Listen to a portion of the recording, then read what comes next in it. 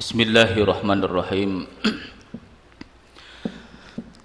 Assalamualaikum warahmatullahi wabarakatuh.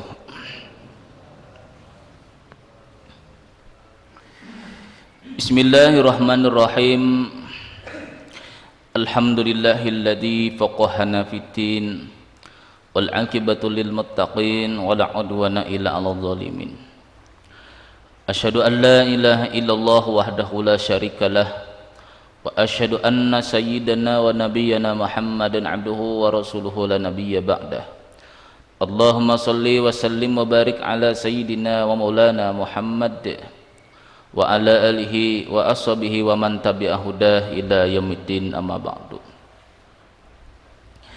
Jemaah Masjid Jamiatul Ummah yang dirahmati Allah Subhanahu wa taala, alhamdulillah kita panjatkan puji dan syukur kepada Allah Subhanahu wa taala.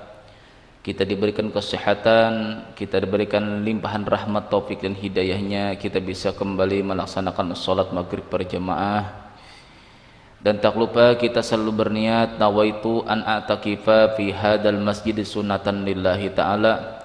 Sengaja aku beriktikaf di masjid ini sunat atasku karena Allah.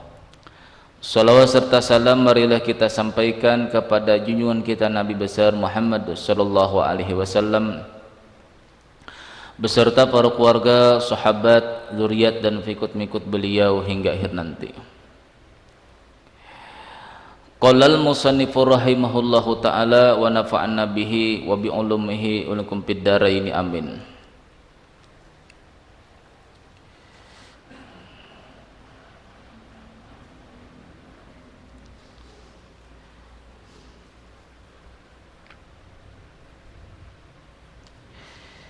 Kita ngulang kemarin kenapa di saat kita mengisyarat suatu binatang dijadikan hewan kurban, maka itu hukum nazar.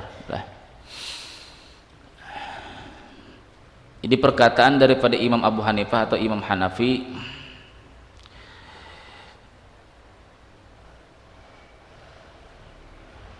Idza fa in ishtara faqirun syatan biniyati udhiyati sharat wajibatan.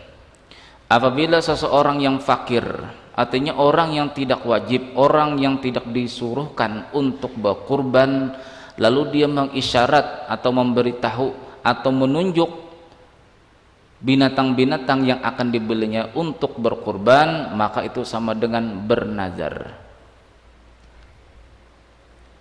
Orang ini tidak dituntut, orang ini tidak wajib untuk berkurban. Li'anna syira'a lil udhiyati mimman la udhiyata alaihi, karena bahwasanya membeli binatang untuk berkurban kepada seseorang yang tidak wajib terhadap dirinya berkorban, maka itu namanya dia menjadikan nadar kepada dirinya. Nah, itu alasannya kenapa kita tidak boleh menunjuk inilah. Nah, itu nanti jadi hewan kurbanku. Berarti sesuatu yang tidak wajib lalu kita isyarat itu pasti akan dijadikan hewan kurban, berarti kita wajib berkorban. Bila sudah hukumnya wajib berkorban, maka binatang yang disembelih pada waktu hari raya kurban kita sedikit jauh pun tidak boleh mengambil dagingnya. Nah, itu kebanyakan ulama berpendapat demikian.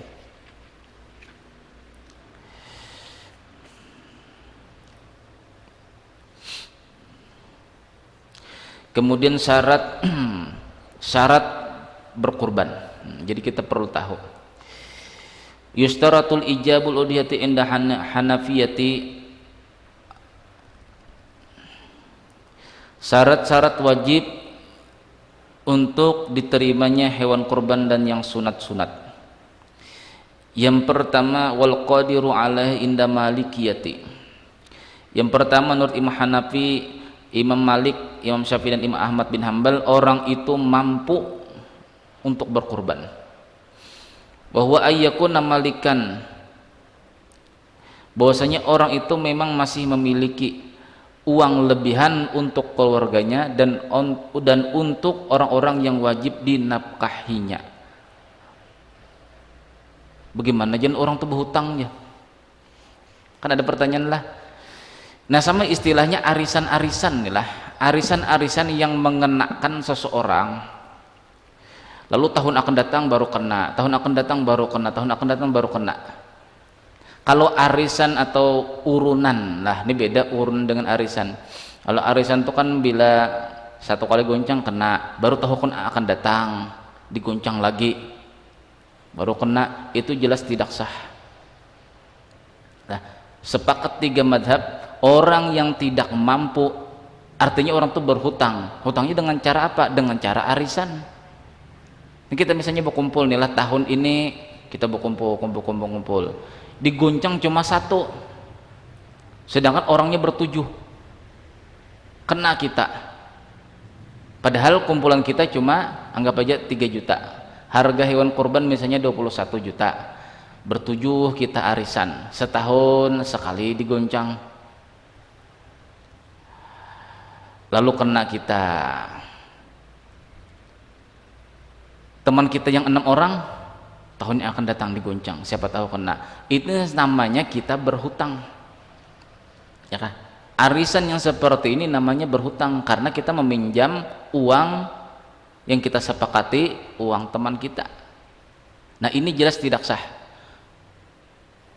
Yang boleh itu urunan, artinya sebulan 300, lalu pada waktu harinya, hari kurban atau 1 Zulhijjah misalnya, itu kita kena semua. Nah, itu tidak apa-apa, itu namanya bukan berhutang. Itu namanya kredit dengan berhutang beda nih lah. Lalu ada pendapat nih lah, pendapat Imam Ahmad bin Hambal. Beliau pernah ditanya, bagaimana wahai Imam orang yang berhutang untuk berkurban? Jadi kita sepakatlah, Imam Abu Hanifah, Imam Malik dan Imam Syafi'i mengatakan jelas tidak sah yang namanya berhutang. Tetapinya Imam Ahmad bin Hambal pernah ditanya, wahai Imam, bagaimana seseorang tuh ingin berkurban tapi dengan cara berhutang? Mungkin karena dia nilah ingin berkurban lah, cuma pada waktu itu misalnya pandemi, lalu usahanya mulai kurang, kurang, misalnya seseorang tadi mau beli kambing 3 juta, kurang 1 juta, akan dicicilnya bulan-bulan yang akan datang. Nah, menurut Imam Ahmad bin Hambal, aku mengharapkan, kata Imam Ahmad bin Hambal, aku mengharapkan bahwasanya diterima sah orang ini dikarenakan dia niatnya menjunjung tinggi perintah Allah. Bila niatnya seperti itu, mudah-mudahan dengan niatnya seperti itu Allah yang akan membayarkan hutangnya. Cuma Imam Ahmad bin Hambal aja lah yang membilangkan sah berhutang untuk berkurban.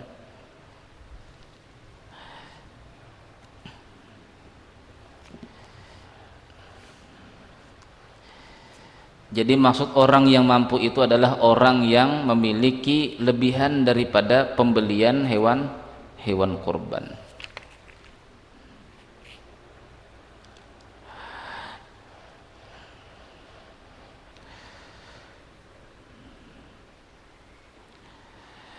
Kemudian syarat sah berkurban, yang pertama salamatul hayawan minadh-dhuhi bihi min uyubil fahisyati allati tuaddi adatan ila nuqsil lahmi aw tadarrul bisihah. Syarat sahnya berkurban itu adalah binatangnya itu selamat daripada keaiban-keaiban atau kekurangan-kekurangan yang membawa kepada kurangnya nanti masa dagingnya, berat dagingnya, atau memberi mudarat kepada kesehatannya. Kal uyubil arba'atil muttafiqi ala kauniha mani'atan minas sihhati. Contoh, binatangnya tadi agak pincang. Lalu kalau ada agak pincang inilah mencari makanan tuh sulit dia. Lalu sehingga pada waktu hari kurbannya binatang tadi itu berkurus. Padahal pincang sedikit aja misalnya jatuh daripada nilai, mohon maaf, mudah-mudahan jangan terjadi, kita nilah membeli hewan kurban sehat, hewan kurban tadi, lalu pada waktu diturunkan dari mobil jatuh, anggap aja keseleo, dosa patah keseleo, lalu kita lepas di tanah lapang untuk menunggu hari rayanya. Nah, lalu binatang tadi ini sangat sulit untuk mencari makan, mendatangi tempat makan pun sulit karena kakinya tadi keseleo, lalu berkurus binatang tadi, maka itu tidak sah. Makanya sehingga untuk menghindari demikian lah, binatang yang akan dikorbankan itu harus kita yang mencarikan yang namanya makanannya, supaya jangan sampai berkurang nanti bobot badannya. Jadi sesuatu keaiban yang membuat binatang tadi itu sulit untuk makan sehingga mengakibatkan dagingnya berkurang nanti pada waktu hari haknya, maka itu termasuk binatang yang cacat atau memudaratkan kepada kesehatannya. Sapi tadi misalnya lah sangat sulit minum, lidahnya misalnya inilah kaku, lalu untuk mengambil air minum itu sulit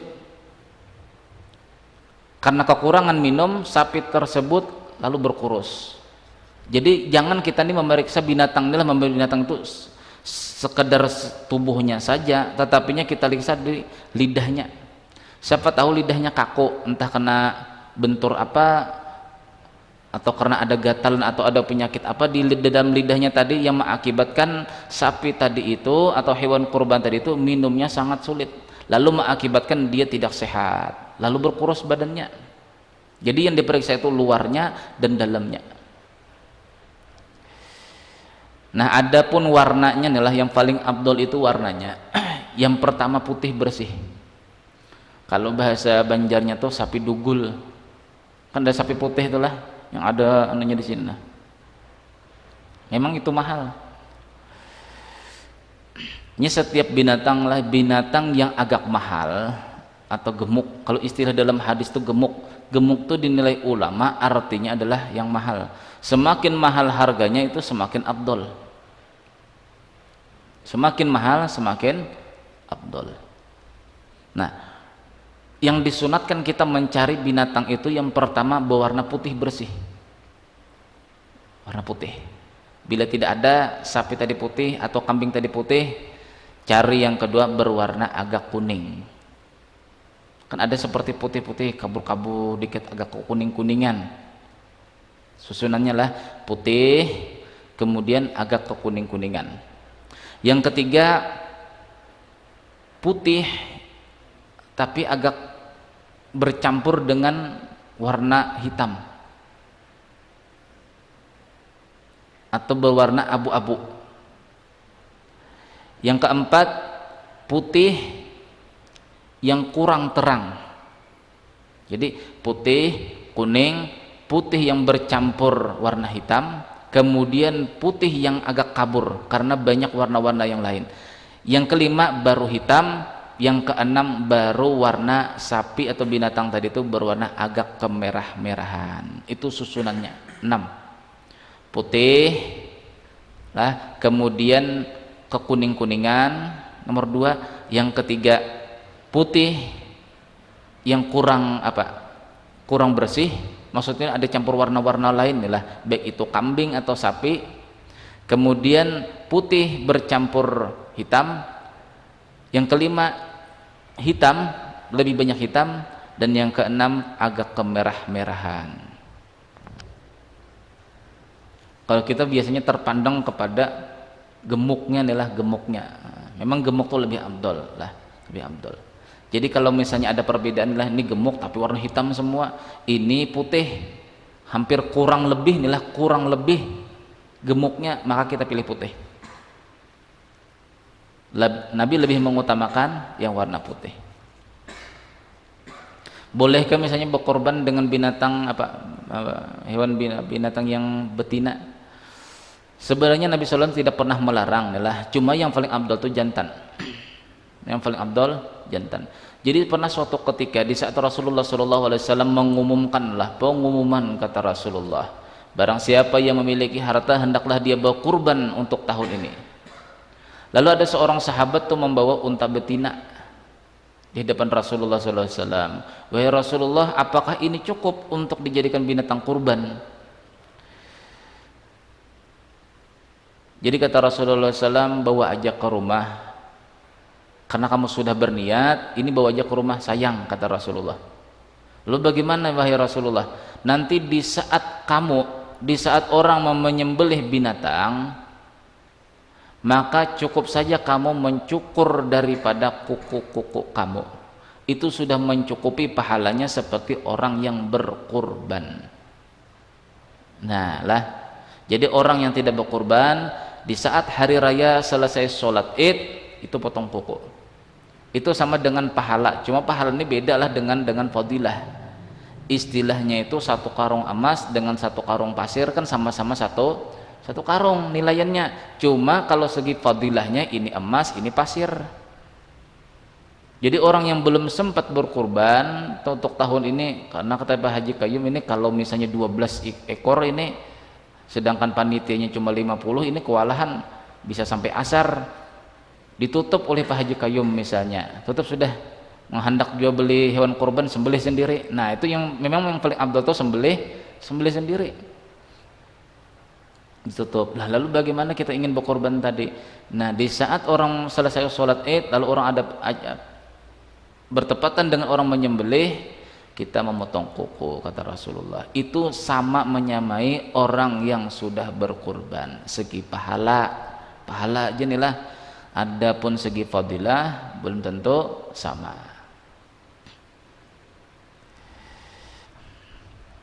Jadi selamatnya binatang daripada keaiban-keaiban. Keaibannya itu yang membuat dagingnya berkurang, bobot badannya, dan yang kedua yang membuat kesehatannya semakin kurang. Misalnya sapi tadi itu dibiarkan berhujan, tidak pakai pakai apa? Pakai terpal. Lalu badannya agak hangat-hangat, tidak mau makan. Nah, jangan dibeli sapi demikian bila sudah peluk, kecuali sampai mengobati. Yang kedua, keadaan sahnya hewan kurban itu kaunu tadhiyati fi waqtil makhsusin, bahwasanya penyembelihannya itu pada waktu yang dikhususkan,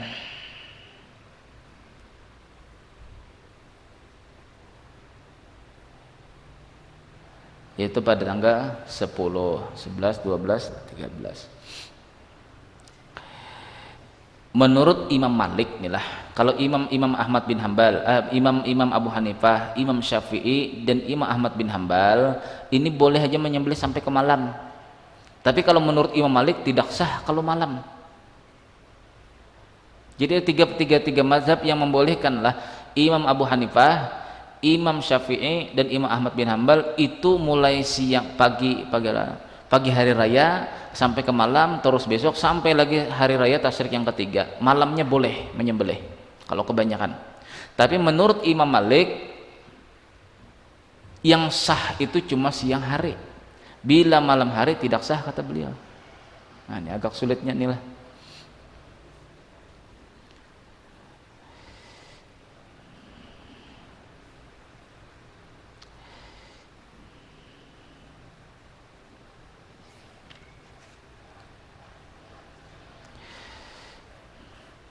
Yang ketiga, syarat tadi syarat sah lah, syarat sahnya binatang kurban.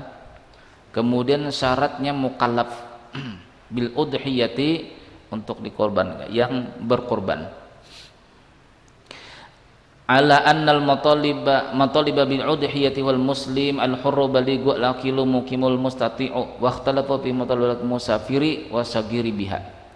Sepakat 4 mazhab bahwasanya yang dituntut, yang disuruhkan untuk berkorban itu adalah al muslim, orang Islam, al hurru merdeka, al balighu balik, al aqilu berakal, al muqimu orang yang bermukim, mustati'u yang sudah berketetapan lama di sini. Wakhtalafu berbeda pendapat ulama fi mutalabati musafiri, orang yang musafir, wasagiri dan anak kecil. Nanti kita bahas nanti. Amal musafiru faqala laisa alaihi udhiyatun. Menurut Imam Hanafi bahwasanya tidak sah lah orang musafir itu untuk berkurban. Lianna Abu Bakar wa Umar kanata la yudhiyani idza kana musafiraini. Karena ada hadis riwayat dahulu bahwasanya Abu Bakar dan Sayyidina Umar, beliau kedua-duanya la yudhiyani, mereka tidak akan berkorban idza kana musafiraini, apabila beliau yang keduanya ini di waktu dalam keadaan musafir.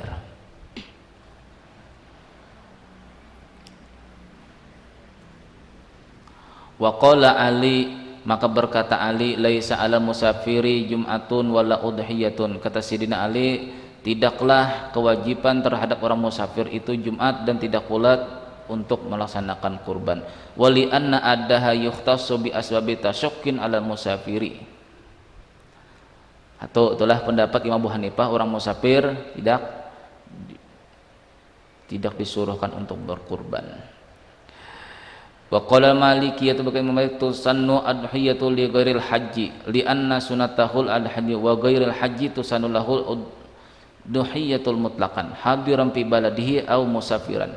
Menurut Imam Malik disunatkan berkurban, tetap disunatkan berkurban bagi orang yang selain haji, karena orang haji itu adalah hadyu. Sedangkan selain orang yang berhaji itu disunatkan adalah berkurban, baik dia ada di kampungnya atau dia ada waktu musafir. Nah, satu pendapat sudahlah, Abu Hanifah tidak mengatakan tidak boleh berkurban orang musafir. Imam Syafi'i, Imam Malik, Imam Syafi'i dan Imam Ahmad bin Hanbal, tusannul udhiyatu likulli muslimin musafirin au hajjin au ghairihima. Disunatkan berkorban itu bagi setiap orang Islam yang musafir atau yang berhaji atau orang yang berada di kampung. Ya sudah, jelas. Amma sagiru, adapun orang anak-anak kecil lah, fatajibu alaihi udhiyatum mimalihi alal as-sahih, maka wajib terhadapnya, ini masih pendapat Imam Abu Hanifah lah, wajib terhadap anak kecil itu untuk berkorban daripada hartanya alal as-sahih, menurut kaul yang paling sahih. Fi ra'il sahihaini, pada dua riwayat Imam Bukhari dan Muslim.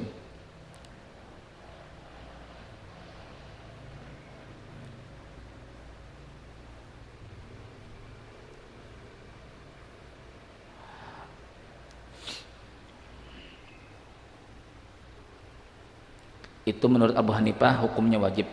Nah, sama kita yang dewasa wajib juga menurut Abu Hanifah. Adapun menurut Imam Malik, tusanul udhiyatu lisagiri, disunatkan berkurban untuk anak kecil. Kita punya anak kecil umurnya misalnya 4 tahun atau 7 tahun, ini kurban untuk anakku, kita serahkan. Itu menurut Abu Hanifah hukumnya wajib, menurut Imam Malik hukumnya sunat. Adapun menurut Imam Syafi'i madhab kita dan Imam Ahmad bin Hanbal, la tusannu, tidak disunatkan. Udhiyatul lisagiri, berkorban untuk anak kecil.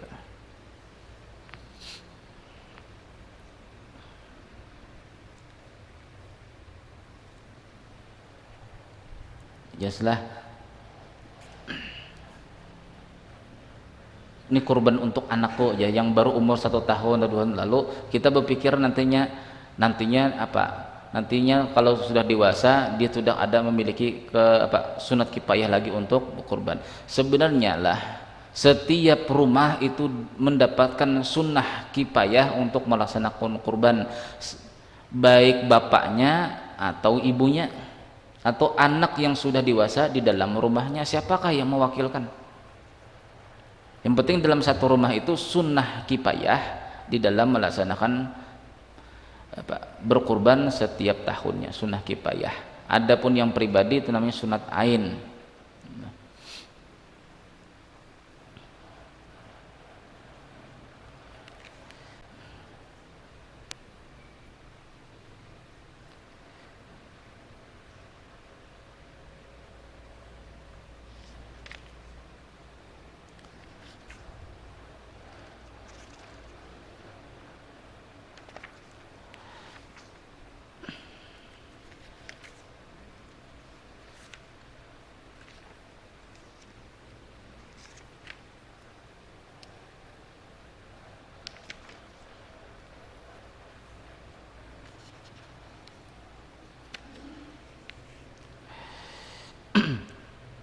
Al-mabahasu khamis mandubatul udhiyah wa makruhatiha wa mayusanu lil murid tadhiyati. Kemudian yang disunatkan di dalam berkurban apa saja. Qala al-Hanafiyah, berkata Imam Abu Hanifah, yustahabul murid qabla tadhiyati rutbul adhiyati qabla ayyamin nahri. Membersihkan binatang kurbannya, yang disunatkan, dimandikan kalau bisa. Jangan di waktu nanti ya pada waktu penyembelihan nanti kulit-kulitnya juga dibersihkan oleh tukang bersih, jangan. Kalau bisa dimandikan.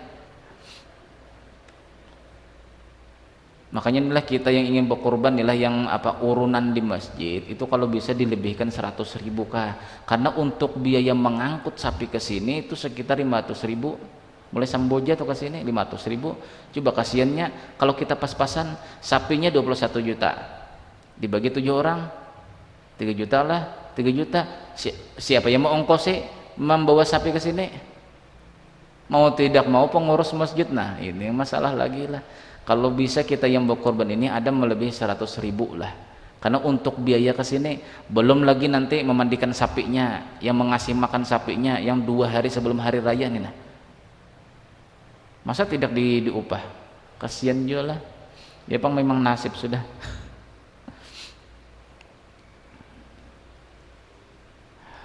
Dibersihkan.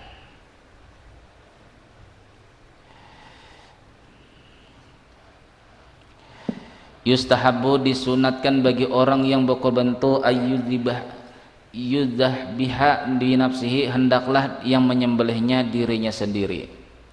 In qadara alaih, jikalau dia mampu. Li'annahu qurbatun, karena itu adalah suatu ibadah. Wa yustahabu ayyujawihu dzabihu ilal kiblati, disunatkan orang yang akan menyembelih itu menghadap kiblat. Hadap kiblat. Kama fa'ala Nabi sallallahu alaihi wasallam fi hadisi Anas mutaqaddimi alladzi rawahu jamaah. Wa yustahabu ay yahdura mudhi adzibha, disunatkan lagi hadir atau menyaksikan orang yang berkurban. Menyaksikannya artinya dihadapi, bukan jarak jauh. Bila sudah selesai pemotongan baru datang, sudah selesai kejar. Itu disunatkan menyaksikan acara penyembelihan binatang kurbannya. Karena kita tidak bisa menyembelih, maka kita serahkan kepada pengurus masjid. Nah, sudah pengurus masjid yang menyembelihkanlah, kita tidak menyaksikan, maka pada waktu pemotongan daging baru datang. Rasulullah SAW berkata kepada Siti Fatimah, Sayyidatina Fatimah, "Qumi ila udhiyatiki." Wahai Fatimah, kata Rasulullah, ini aku menyembelihkan. Nah, berdiri kamu. Jadi menyaksikan itu berdiri, jangan berduduk. Qumi, kata Rasulullah kepada Sayyidatina Fatimah, ila udhiyatiki. Berdirilah kamu menghadap kepada hewan kurban kamu. Fashidiha, saksikan penyembelihannya. Fa innahu yughfaru laki inda awali qutratin min dammiha, karena bahwasanya di saat menyaksikan itu di saat berdiri, kata Rasulullah, di waktu darahnya terpercik, di saat itu pula dosa-dosa kamu diampuni Allah Ta'ala. Kulla dzambin amiyatihi, yang kamu pernah kerjakan.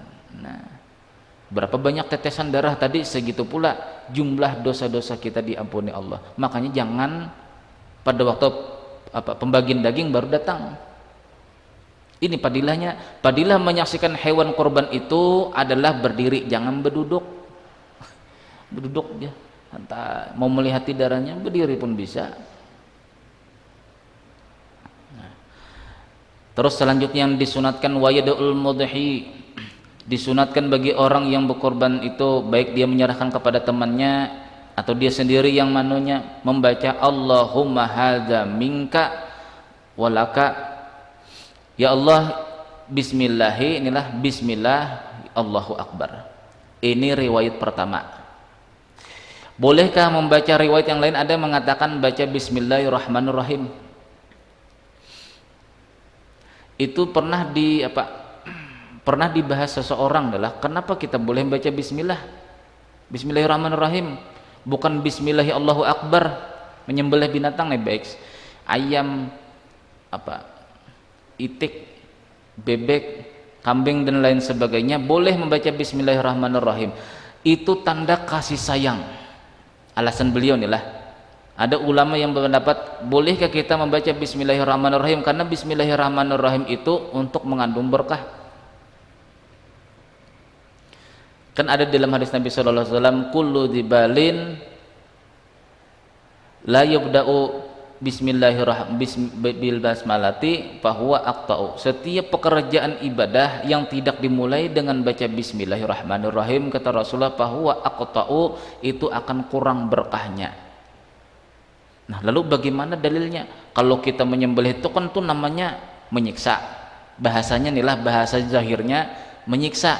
Tidak boleh baca bismillahirrahmanirrahim, karena bismillahirrahmanirrahim itu kasih sayang. Nah, seorang ulama besar pernah menjawab pertanyaan demikian ini. Kenapa boleh membaca bismillahirrahmanirrahim? Dikarenakan awal mulanya binatang ini tidak halal dimakan, lalu setelah disembelih berarti kita tuh menghalalkan sesuatu yang haram. Yalah, coba ayam atau bebek atau kambing makan pada waktu hidup, haramlah, haram. Disembelih orang lain tidak membaca, haram juga. Lalu supaya binatang ini haram dalam bentuk makanan inilah, lalu kita halalkan dengan baca bismillahirrahmanirrahim. Itu namanya kita menyayangi binatang. Alasan beliau. Jadi jangan jangan berdebat inilah masalah baca. Tidak boleh baca bismillahirrahmanirrahim, harus bismillahirrahmanirrahim Allahu akbar. Ada dalilnya di dalam hadis. Dan itu sudah dibahas oleh ulama. Itu terdapat di dalam kitab Bujairimi juz yang kedua. Nah, itu ada sana, dalam kitab sana. Cuma tidak saya bawa kitabnya lah. Jadi yang pertama bismillahirrahmanirrahim Allahu akbar atau bismillahirrahmanirrahim. Hada minka walaka bacanya. Ada di dalam kitab lain, malah di dalam tetap masih di dalam mazhab Imam Syafi'i, itu disunatkan kita membaca sholawat bismillahirrahmanirrahim atau bismillahirrahmanirrahim Allahu akbar. Hadza minka, ini dari engkau wahai Allah, walaka, dan kembali kepada engkau. Allahumma sholli ala sayyidina Muhammad wa ala ali sayyidina Muhammad. Sambil menyembelih tadi membacanya. Nah, baru membaca inna sholati wa nusuki wa mahyaya wa mati lillahi rabbil alamin la syarika lahu wa bidzalika umirtu wa ana awwalul muslimin. Ini bisa awalul muslimin bisa, atau wa ana minal muslimin bisa. Ini riwayat yang pertama lah. Jadi tidak ada membaca inni wajahtu, tidak ada. Ini riwayat pertama. Jadi kita simpulkan adalah riwayat yang kedua membaca inni wajjahtu wajhiya lilladzi fatara samawati wal arda hanifan muslima wa ma ana minal musyrikin. Sambung terus inna sholati wa nusuki wa mahyaya wa mamati lillahi rabbil alamin la syarika lahu wa bidzalika umirtu wa ana minal muslimin. Itu riwayat yang kedua. Riwayat yang ketiga, ini cara yang ketiga inilah, orang yang menyembelih atau orang yang menyaksikan hewan penyembelihannya. Riwayat yang ketiga bismillahirrahmanirrahim Allahu akbar, disembelihkanlah oleh petugas pengurus masjid, kita ikut membaca juga. Membaca apa? Hadza minka walaka, ini dari engkau wahai Allah dan kepada engkau. Kita membaca apa? Inni wajjahtu wajhiya lillazi fatara samawati wal arda hanifan muslima wa ma ana minal musyrikin. Sampai di situ kita berwudu, masuk ke dalam masjid. Ini cara ketiga. Salat 2 rakaat. Setelah selesai 2 rakaat baru kita membaca inna sholati wa nusuki wa mahyaya wa mamati lillahi rabbil alamin la syarika lahu wa bidzalika umirtu wa ana minal muslimin. Setelah itu baru berdoa. Nah, ini termasuk di antara waktu yang mustajabah. Setelah kita berkurban itu dosa kita diampuni. Darahnya tadi bila sudah diampuni, kita setelah itu kita membaca inni wajjahtu wajhiya lilladzi fatara samawati wal arda hanifan muslima wa ma ana minal musyrikin, berwudu. Salat 2 rakaat, selesai salat 2 rakaat langsung menyambung inna sholati wa nusuki wa mahyaya wa mati lillahi rabbil alamin la syarika lahu wa bidzalika umirtu wa ana minal muslimin. Baru berdoa, ya Allah, luaskanlah rezeki kami sekeluarga dengan berkah hewan kurban yang baru disembelih. Itu caranya. Ini pilih aja nih lah caranya, pilih aja. Hadis yang pertama apa tadi? Di saat menyembelih, tukang sembelih adalah bismillahirrahmanirrahim Allahu akbar atau bismillahirrahmanirrahim hadza minka walaka. Ini yang penyembelih. Bila tidak bisa menyembelih disuruhkan orang lain pada waktu menyembelih, ini dari Fulan bin Fulan. Lah, ini dari Fulan bin Fulan, Anu bin si Anu. Yang tukang sembelih tadi. Bila kebanyakan orangnya, maksudnya 7 kan, sapi ini kan 7 orang. 7 orang yang berkorban inilah. Kalau kita misalnya inilah sebutkan inilah satu per satu, ini kapan menyembelihnya nih nah. Jadi caranya bagaimana? Kita pernah diajari oleh Ki Haji Abdul Syakur Raub, Ketua MUI Kabupaten Pasir. Itu kata beliau, kita yang 7 orang inilah mewakilkan kepada salah satu penyembelih. Mewakilkan, artinya kata 7 orang ini, wahai Ustadz, kami wakilkan sapi kami bertujuh mewakilkan kepada sampian untuk menyembelihkan hewan kurban kami. Jadi tidak usah lagi disebut lah. Jadi bismillahirrahmanirrahim, ini dari yang mewakilkan kepada saya. Nah, sembelih lagi. Itu caranya. Tapi kita biasanya inilah sapi yang pertama Ano bin si Ano bin Ano bin si Ano, Ano bin si Ano, apalagi tulisannya misalnya tulisan profesor lah, apa tulisan apotek tuh nah. Tulisannya ini titik kah, kah. Sulit membacanya, lambat membacanya. Ini kata tukang sembelih ini lamanya yang membaca. Sapinya sudah udah mau ngamuk-ngamuk sudah. Nah, jadi supaya cepat, lah 7 orang ini mewakilkan. Lah. Nah, kami bertujuh, Pak Ustadz lah, misalnya Pak Haji lah, menyerahkan kepada sampean sapi kami nomor pertama. Nah, jadi tinggal menyembelih yang tukang sembelih inilah bismillahirrahmanirrahim dari orang yang mewakilkan. Nah, cukup sudah. Itu caranya. Nggak usah lagi pengumuman. Ayo sapi yang kedua. Ini apa nih namanya ya kata Pak Haji Qayyum inilah, namanya siapa ini? Itu yang paling bagus tuh caranya itulah ada perwakilan. Nah, makanya sulit nih lah kalau menyembelih disuruh orang lain menyembelih itu sulit kita. Makanya kita sendiri kalau bisa menyembelih. Yang pertama tadi bismillahirrahmanirrahim atau bismillahirrahmanirrahim, ini dari Anu bin si Anu. Lalu membaca Inna sholati wa nusuki wa mahyaya mati lillahi rabbil alamin la syarika lahu dzalika umirtu ana minal muslimin. Itu riwayat yang pertama. Nah, riwayat yang kedua kita tetap membaca inni wajjahtu sampai selesai.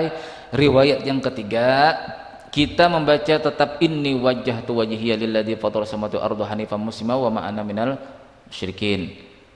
Wudu, salat 2 rakaat, selesai salat 2 rakaat membaca sambungannya inna sholati wa nusuki wa mahyaya wa mati lillahi rabbil alamin la syarika lahu wa bidzalika umirtu wa ana minal muslimin.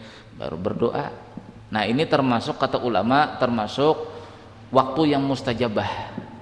Kenapa waktu mustajabah? Karena dosa kita sudah diampuni Allah pada waktu hewan korban kita disembelih.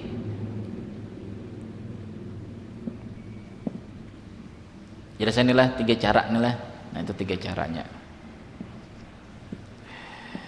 Nah, riwayat yang keempat itu 3 cara saudara. Ada bacanya Allahumma taqabbal min Fulan bin Fulan. Ya Allah, terimalah daripada ini bin si ini. Boleh. Atau Allahumma apa? Hadza minka. Ini dari sampian kepada sampian. Atau ya Allah, terimalah daripada ini bin si ini. Allahumma taqabbal min Fulan bin Fulan. Jadi kalau bisa nih kita biasakan Kita kumpulkan hadis-hadis di sini kumpulkan hadis-hadis di sini. Jadi di waktu penyembelihan, ini ada yang Pak Haji Qayyum biasanya adalah Bismillahirrahmanirrahim, Allahu Akbar, Allahumma taqabbal minna. Habis itu baca sholawat. Ada riwayat yang mengatakan baca sholawat, Allahumma sholli ala sayyidina Muhammad wa ala sayyidina Muhammad. Baru sama-sama bareng-bareng kita membaca inni wajjahtu wajhiya lilladzi fataras samawati wal ardh sampai habis. Itu kita biasakanlah, Allahumma taqabbal atau Allahumma hadza minka walaka.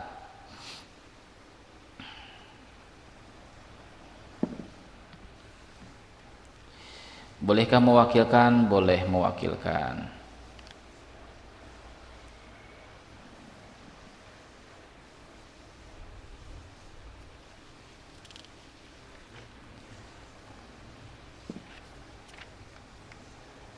Mungkin satu kali lagi Pak Haji pertemuan. Kira-kira satu kali lagi pertemuan. Jumat mungkin non Sabtu gitu. Atau mungkin mau pertanyaan aja kah nanti?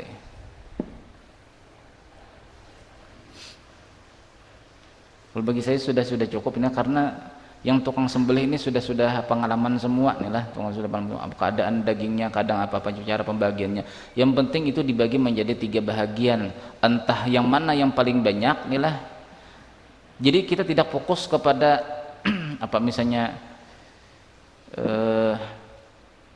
bagi 3 rata untuk diri pribadi, untuk fakir miskin, untuk tetangga. Jangan pukul rata. Kalau tetangganya banyak, masa dibagi sedikit? Nah, kalau fakir miskin jelaslah, mohon maaf lah, fakir miskin di daerah kita ini sangat sedikit, tidak banyak. Tetapinya tetangga kita ini banyak. Maka yang lebih diutamakan itu apa? Tetangga juga. Jadi jangan misalnya 35%, 35%, misalnya, karena kita tidak tahulah, karena hewan kurban inilah boleh apabila disedekahkan, boleh dimakan, boleh dijual bagi orang fakir miskin. Siapa tahu dia itu nanti ada acara kawinan. Biasanya kalau di Banjarmasin itu biasanya ada acara nikahan atau kawinan setelah Lebaran. Nah, kita tanya orang-orang yang memerlukan, karena kan wa at'imul ba'isal faqir, di dalam Quran itu adalah tujuan utama berkorban itu wa at'imul ba'isal faqir, berilah makan ba'isal faqir, orang sengsara dan orang miskin, orang-orang fakir. Lalu kalau tetangga kita misalnya kaya semua, masa kita bagi 2 kilo atau 1 kilo lah. Mereka sudah biasa dengan hidup kemewahan. Cuma tujuannya apa? Cuma silaturahmi aja inilah, mempererat silaturahmi dengan tetangga. Nah, tetapinya misalnya ada di sekitar kita inilah mau melaksanakan perkawinan inilah, sedangkan biaya hidup di sini mahal. Bolehkah hewan daging tadi untuk acara perkawinan? Boleh. Tapi asal sampai dulu ke tangan pemilik daging. Karena di situ at'imul ba'isal fakir itu kalau menurut tafsir apa namanya nih yang sering kita baca tuh, menurut tafsir Ibnu Katsir lah, pendapat daripada sahabat seperti Imam Az-Zahidi, pendapat Imam Anas bin Malik, itu di antara ba'isal fakir, ba'is orang sengsara, itu adalah orang yang mengharap sama kita. Misalnya kita tetangga ada nih lah mau melaksanakan perkawinan, sedangkan orang ini ekonomi rendah, apalagi pandemi begini, nah ini diberikah tidakkah daging? Kalau dikasihkan lumayan, nanti untuk acara rame-ramenya kan agak kurang meminimalkan daripada biaya perkawinannya. Lalu kita kasih ke sana, lebih banyak ke sana, bolehkah? Boleh. Karena itu termasuk ba'isal fakir. Kalau menurut para sahabat, maksud daripada tujuan berkorban itu adalah memberi makan orang sengsara dan orang fakir. Lalu dibahas oleh para sahabat di dalam tafsir Ibnu Katsir, arti sengsara itu adalah orang-orang yang mengharapkan sama kita atau yang menyinggung-nyinggung sama kita. Pak Haji, tahun kemarin 1/2 kilo aja Pak Haji aja. Nah, berarti kan dia harap-harap lah, kami tidak cukup. Bila hari raya haji ini yang keluarga yang dari Samarinda, dari Banjarmasin datangan ke sini, Tidak cukup Pak Haji setengah kilo. Nah, ini termasuk baisal fakir. Jadi jangan fokus kita nih kepada tetangga kita ini sudah kaya semua, misalnya nih orang parkir ibaratnya lah dapat 2 kilo nih lebihannya banyak, sedangkan orang yang mengharap-harap sama kita tuh banyak lagi keperluannya, maka itu yang ditambahkan ke sana. Jadi jangan fokus 35% lalu cukup 100% satu.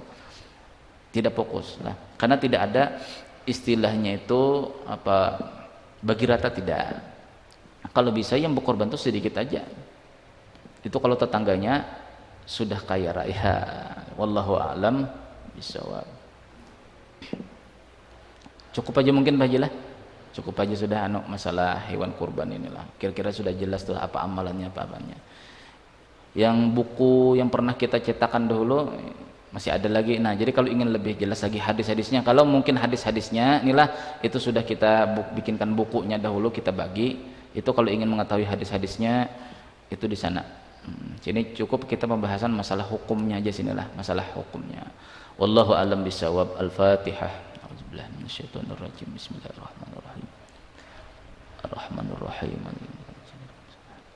Bismillahirrahmanirrahim. Alhamdulillahirabbil alamin wassalatu wassalamu ala asyrofil anbiya'i wal mursalin sayyidina maulana Muhammadin wa ala alihi washabihi barik wasallim ajmain. Allahumma ighfir lana ma akhtana wa ma ta'amadna wa ma asrarna wa ma a'lanna wa ma anta 'ala bihi minna antal muqaddim wa antal muakhir la ilaha illa anta hasanah wa fil akhirati hasanah wa qina adzabannar. Wa sallallahu ala sayyidina Muhammad rabbil alamin.